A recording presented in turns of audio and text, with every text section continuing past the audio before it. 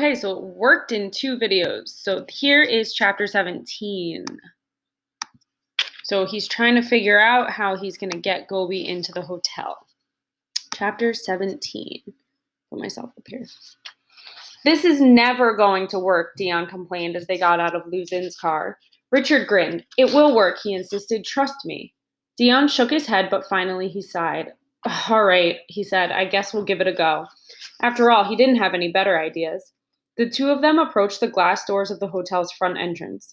The armed guards standing there eyed them, but made no move to stop them from entering the building. Past those two men stood two more on either side of a metal detector. Dion hesitated when he saw the guards. He had gone back and forth past them several times, but this would be the first time he was trying to do something criminal. Go, Richard hissed behind him, and Dion took a long, lurching step forward.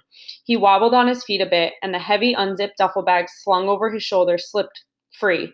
No, Dion shouted, lunging for the bag, but there was simply no way he could get it in time. The bag hit the ground, falling completely open, and out spilled a huge pile of posters and snacks. Papers, chips, cookies, and nuts went everywhere. Dion moaned, dropping to his knees and grabbing the bag. I'm really sorry, he told the guards and the hotel staff who were hurrying over. Don't worry, I'll pick it all up. I'm really, really sorry. He started scooping up posters and shoving them back into the bag. Several of the hotel staff started to help him gather everything. The guards didn't bother to help. They were laughing. However, this was probably the funniest thing they'd seen in a while. Richard walked right past them and they barely even noticed him. Finally, Dion had everything back in the bag. He rose to his feet, thanked everyone for their help, apologized again, and then stepped through the metal detector. It didn't beep, and with a wave at the guard, Dion headed for the elevator. Richard was already there, and together they waited for the next elevator. Richard was carrying a bag too, but this was a little smaller. It also matched his coat so well that it was difficult to notice. They rode up to Dion's room together. Once they were both inside, Dion tossed his bag on the bed and took the smaller bag from Richard. Setting that bag down more gently, he carefully unzipped the side that had been closed. Then Dion reached in and lifted Gobi out. So, what did you think? He asked her. Your first elevator ride, far as I know. Did you like it? Gobi licked his cheek in reply. Dion laughed. I'll take that as a yes, he said. Gobi had enjoyed the ride in a funny bag and the strange box that moved up toward the sky. And then when it stopped, the doors had opened and they stepped back out, but everything was different. Before it had been a big open space with lots of people standing about. Now it was much narrower and darker, and there were doors on both sides. They stopped at one door, and the tall man pulled something out of his pocket. He fit that into a strange hole in the door, twisted, and suddenly the door swung open. Then they were in a room, her and him and the other man she remembered and liked from the race. And finally, the tall man pulled her out of the bag. Yes! What now? Dion wondered as he sank down into the hotel bed with Gobi in his lap.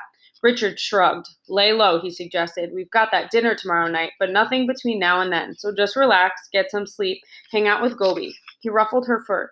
Call me if you need anything. I will, thanks. Dion watched his friend go. Then he turned to Gobi. Looks like it's just you and me, he told her. He reached for the TV remote. Want to watch some TV? I should warn you, though, we only get 2 channels. Gobi didn't seem to mind. She curled up beside him on the bed and quickly fell asleep. Dion laughed. He wished he could nap that easily. Then he turned on the TV and turned the volume down so he wouldn't wake her. The rest of the day was nice and quiet. Dion fell asleep for a while as well. When he and Gobi both woke up, he balled up some of his socks and tossed them so she would have something to chase and wrestle and bite. He set out some food and water for her, and whenever she started to look anxious, he tucked her back into the bag and took the elevator down to the basement parking lot to let her relieve herself. He had planned to just take her back to a back corner, well away from any cars. But once they were down there, he caught sight of the parking lot exit. Were those bushes by it? He approached carefully with Gobi at his side. They were. The hotel had planted a small patch of bushes right by the exit, probably to match the plants that lined the walk and the front lawn outside. That was much better than making her relieve herself on bare concrete or against a wall. Dion gave Gobi a little privacy while she went, but stayed close by. The last thing they needed was someone driving in and spotting her. No one did, and they made it back upstairs without incident. Gobi seemed perfectly happy with this arrangement. She didn't bark once and seemed fine with riding in the bag. After all the stress of losing her and looking for her, it was nice to have a day of peace and quiet with just the two of them. The next morning, though, Dion realized that he had a small problem. He had all the food he'd gotten for Gobi the other day, but nothing for himself, and he was starving. She was still asleep on the bed, snoring and twitching as always. Dion hated to wake her up. Surely he could go downstairs, grab some food, and get back before she woke up. He decided to risk it. Stepping carefully out of the room, he put the do not disturb sign on the handle and gently closed the door. Whew! It took him fewer than 15 minutes to go downstairs, get some food, and come back up. But when he returned, he was surprised to see a housekeeping cart on his floor. Then he saw that the door to his room was open. Gobi, he shouted, forgetting all about the need to be quiet. The need to find Gobi was a whole lot stronger. Charging into the room, Dion checked the bed first. Empty. Then he scanned the rest of the room. Also empty. He was about to run down to the lobby when he noticed that the bathroom door was shut. Strange. He was sure he had left that open. Very carefully, he opened the door. There, wiping down the bathroom counter, was one of the hotel maids, and sitting in the bathtub watching her was Gobi, who looked very entertained by all this. Her tail was wagging furiously, and she panted at Dion when she spotted him. But she still didn't bark, nor did she get ready to leave her new perch. Instead, after wiggling her eyebrows at Dion, she hunkered down and went back to watching the maid. Evidently, what she was doing was a whole lot more interesting than even chasing after Dion's socks. Dion tried talking to the maid, but quickly gave up.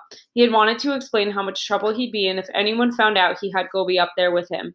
But she didn't speak any English, and he didn't speak Uyghur or Chinese. Finally, he pulled out his wallet and handed her a 100 yuan note. That was only $15 back home. Then he mimed not saying anything about Gobi. The maid nodded. Whether she actually knew what he'd said or not was a whole other story. For right now, she wasn't running downstairs to tell the manager that Dion had smuggled a dog into his room. That would have to be enough. Privately, Dion suspected that Gobi would get sick of being stuck in this hotel room for days or even weeks on end.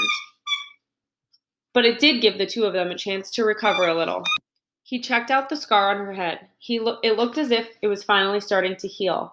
What or who did this to you? Dion asked her, brushing fur away from the scar a little. Eventually, the maid finished cleaning. Thank you, Dion said and meant it. He watched as she collected all of her cleaning gear and headed for the door. It was only after she'd left that Dion wedged some of the couch cushions against the door to the hall. This way they wouldn't rattle every time the ground shook from people walking by or the elevator running and alarm Gobi into barking. As long as no one else tried to get into his room, he and Gobi were all set.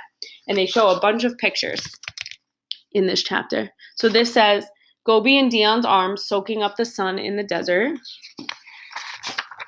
Gobi's wanted poster, Dion and the volunteers searching for Gobi in Urumqi. An overjoyed Dion holds Gobi when they are reunited. Gobi's stitches are cleaned up after the surgery to repair her hip. Nico likes Gobi too. And this one says, Dion and Gobi running in the desert.